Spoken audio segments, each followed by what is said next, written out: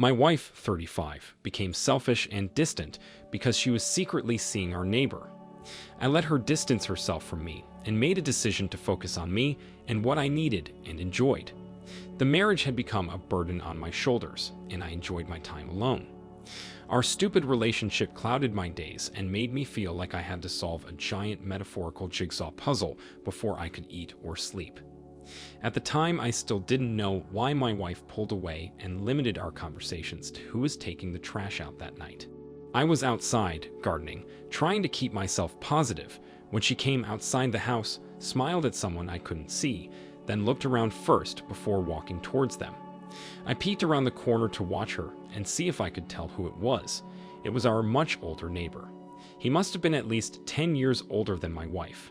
My stomach completely flopped when he planted a huge kiss on her and tapped her butt when she walked away. The fact that she was cheating on me with someone so close explained why she wasn't on her phone all the time. She would just go outside all the time for walks. A while ago, she stopped cooking for me. It was really annoying because I was a terrible chef, and I tried asking her to make me stuff, but she always had an excuse and said it would be better if we ate separately due to work schedule conflicts. It wasn't that much of a difference, she just wanted me to starve. So I took the time to cook lasagna in the kitchen, leaving no space for her to make dinner for a 3-hour window. She was growing impatient, so I took this time to tell her it wasn't even for me to eat, it was for someone else. Of course, this made her wonder if I was making it for her, so she asked who it was for, and I said the older neighbor next door who was moving away. She looked confused and immediately asked if I meant Tim, AP. I said yeah, and I thought he already told her when she was outside with him. She turned red and looked at me, but then walked away. I don't think she cared very much if I saw.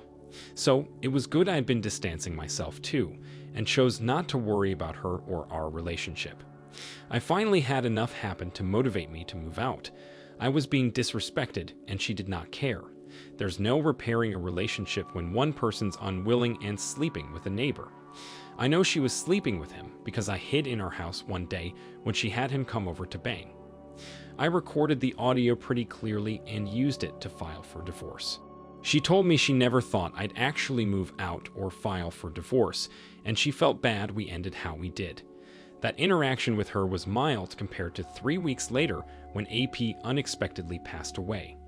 Then she was hysterical, asking me to take her back because he was gone. I told her I'd have to be one gullible son of a gun if I took her up on that offer. She was no longer the woman or wife I desired, and I was going to find one. She tried to spread rumors about me in her anger, but few of her friends knew the truth and argued with her. It started this string of comments and insults against my wife's character. After she made a few enemies, she deleted the post that was intended to garnish sympathy for her. Sadly, 3 weeks after AP passed away, my wife found out she was pregnant. I knew it was not my child, so she was pregnant with a deceased man. She had her mom move in with her to help afford the house and raise the baby. It was not an arrangement she was happy with.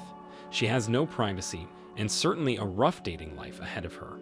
She felt like it was partially my fault she was in this situation, and I thought she was crazy. I wasn't the one that cheated, and it certainly wasn't up to me to reconnect and communicate with her.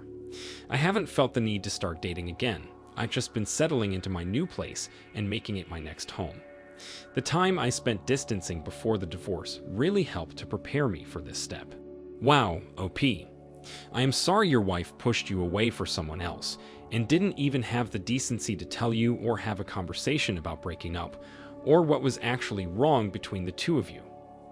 Sometimes the hardest conversations have to be had if there's any chance for reconciliation or a good resolution. If someone is to be ready to commit to a relationship, they must be willing to say what's on their mind, no matter what their spouse will think. Obviously, be considerate of each other's feelings, and don't say anything to hurt the other person. Just tell them how you feel and what you believe needs to be resolved. If someone isn't mature enough to listen and consider the other's perspective without judgment or hostility, they may not be mature enough to have a committed romantic relationship. Thank you for sharing your story of hardship and personal growth. Now let's get into today's second story. My wife, 47, and I, 43, had a wonderful relationship. We trusted each other, talked, cooked together, shared our incomes, and these things never changed. She knew she was extremely talented and smart, but she was humble about it. She didn't like women that loved staring in the mirror camera on social media or hearing their own voices. I never noticed anything weird about her or anything I would have changed. I appreciated her and counted on our long conversations every day. We were married for 20 years and had one teenager depending on us. I knew our relationship was the perfect example for him to watch, and it made me proud. That changed the moment someone told me my wife was cheating on me. It was 25 minutes after she left for a place she volunteers at. The neighbor across from our apartment knocked on my door and said he was standing on the porch for a smoke when he saw my wife kiss the man that gave her a ride somewhere. I started pouring sweat and asked him if he was sure it was my wife. He said yes, of course. He said it wasn't the first time he saw her get in this guy's car, but it was the first time he saw a romantic gesture. I knew it was the Christian married man my wife carpooled with for volunteering. I couldn't believe he'd stoop so low and go behind his wife's back, knowing the woman he was wooing was married as well. This guy needed to face the consequences. I set up a small security camera so the next time she went with him in his car, I'd see what they did. It worked like a charm. I caught another bold kiss right in front of our apartment complex. What was my wife thinking? You don't just start kissing other people when you've been married for 20 years and have a teenage son to be an example for. When my wife got home, I showed her the video. I'm pretty sure she had to change her pants. She was mortified. She tried to say it didn't mean anything. It was just supposed to be like a friendly greeting kiss, but I wasn't buying that. I told her she had to stop volunteering so I could keep an eye on her. She agreed wholeheartedly, and I agreed not to tell our son anything yet. I certainly dreaded the thought of having to tell him his mom and I were getting a divorce. So we went everywhere together for 3 months. Then she started asking me if she could go to various places real quick, like the library, food store, gas station, a lunch run, or whatever else she thought was innocent sounding, but disinteresting enough for me not to go. I knew she was trying to get me used to her going places without me again. I waited a while before I followed her to the gas station. She didn't need cigarettes or anything, and the car had a full tank of gas. Just as I thought, she met up with AP. She got in his car, and they sped off. I was barely able to keep up. I thought for sure they'd notice my car, but neither of them did. I took pictures of her going inside his house, then drove home. I walked around outside while I called the church and asked the receptionist for AP's landline number. When I called at first, no one answered. I waited 1 hour before calling again. By now, my son asked where his mom was.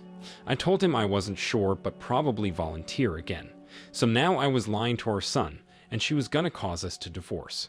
So much for being our son's wonderful example of a married couple. I knew he could still learn something from all of this when he was older, but I was bitter at the time. He went up to his room, and AP's wife answered when I called the second time. I told her she wasn't gonna want to hear what I had to tell her, and it would probably be better if her husband wasn't around. She said he wasn't and pressed me to go on. I told her the truth and mentioned the proof I had. She was completely blown away. Just like me, her husband's behavior never changed, and they had a good marriage. I apologized and sent her the proof. AP's wife agreed to help me by playing a role in a plan to really get back at them. She showed her cheating husband the evidence but told him he could keep the house if he signed divorce papers immediately. He agreed, but the divorce papers she put together said she could keep the house. He wasn't very observant, so she pretended to move out, staying in my apartment while her divorce papers were finalized and AP moved my ex into his house. My son was very understanding when I explained that she really needed a place to stay. My divorce was also finalized, and the landlord took my wife's name off the apartment since she thought she was moving in with AP happily ever after. I could not believe my wife didn't care more about leaving her teenage son to live with just his father. She didn't take the time to talk with him or anything. She hurt him, I know. He told her she did, and when she finally called him full of shame. That was after AP's wife returned with papers, ordering them to vacate the premises. My wife begged me to let her come back. I overheard my son on the phone with her, telling her he didn't want her to come back just to leave again, and he knew I wouldn't and shouldn't take her back. He was very mature, but I hated that he was so involved in this. just because my wife needed a place to stay now. So, since they had nowhere to go for a while, they stayed in a hotel. And then AP got an opportunity to stay with someone, but he couldn't take my ex with him. He left without hesitation, giving her $50 as a parting gift. What a loser. She was left in a bad place. I think she started sleeping in the church, but no one told me anything about her, and she wouldn't talk to me or our son about her situation. I know she was feeling the consequences of losing the long-term family she helped create. I hope to hear this stops people from cheating. Wow, OP.